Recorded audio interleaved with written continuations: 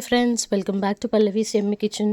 ఈరోజు మనం చేయబోయే రెసిపీ ఎంతో సింపుల్గా మరియు ఎంతో టేస్టీగా ఉండే బ్యాచిలర్ స్టైల్ కోడి వేపుడు అండి. ప్రిపరేషన్ ప్రాసెస్ చాలా తేలిక, టేస్ట్ మట్టుకు అమోఘంగా ఉంటుంది. ఇంకెందుకండి ఆలస్యం, తయారీ విధానంలోకి వెళ్ళిపోదాం రండి. ముందుగా నేను ఇక్కడ ఒక కిలో చికెన్ని తీసుకొని ఉప్పు పసుపు వేసి శుభ్రం చేసి పెట్టుకున్నాను. ఇప్పుడు దీంట్లో ఒక చెంచాడు కారం, రుచికి సరిపడా ఉప్పు, అల్లం వెల్లుల్లి పేస్ట్, కాసింత నూనె పోసి ఒక అరగంట సేపు మ్యారినేట్ చేసి పక్కన పెట్టుకోవాలి. ఇప్పుడు స్టవ్పై బాండి పోసుకొని కూరకి సరిపడా నూనె పోసి ఒక చెంచాడు షాయి జీరా, 2 పెద్ద సైజు ఉల్లిపాయలు సన్నగా తరిగి వేసుకోవాలి. ఇవి బంగారు రంగు వచ్చే వరకు ఫ్రై చేసుకోవాలి. ఇప్పుడు ఇందులో చిటికెడు పసుపు, 3 పచ్చిమిర్చి చీలికలు, 2 రెమ్మల కరివేపాకును కూడా వేసి అన్నింటినీ చక్కగా ఫ్రై చేసుకోవాలి.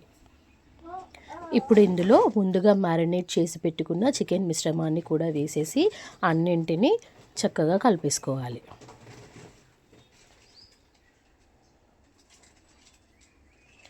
ఇలా అన్నింటినీ కలిపేసుకొని కాసేపు మూత పెట్టి చికెన్ని మగ్గనిద్దాం.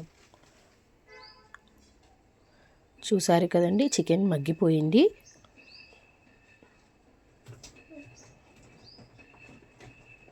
ఇప్పుడు ఇందులో ఒక బగారా ఆకుని వేసుకోవాలి.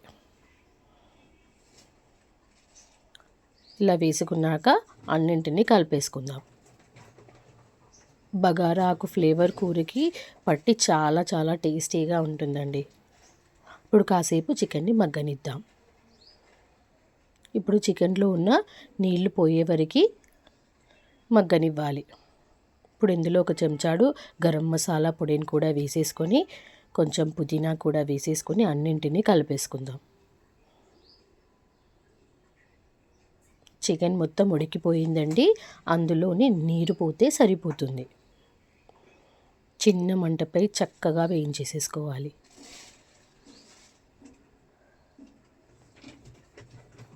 చికెన్ని ఇలా 10 నిమిషాలు పెట్టేస్తే ఇలా చూసారు కదా, నూనె మొత్తం పైకి తేలుతుంది. చికెన్ చక్కగా వేగిపోయింది. ఇప్పుడే గుమగుమలాడిపోతుందండి. టేస్ట్ కూడా చాలా బాగా వస్తుంది. ఇప్పుడు దీన్ని సర్వింగ్ బౌల్లో వేసుకొని సర్వ్ చేసుకోవడమే. ఇంకెందుకండి ఆలస్యం, ఈ రెసిపీ మీరు కూడా ట్రై చేసి నా ఛానల్ని సబ్స్క్రైబ్ చేయండి. బాయ్.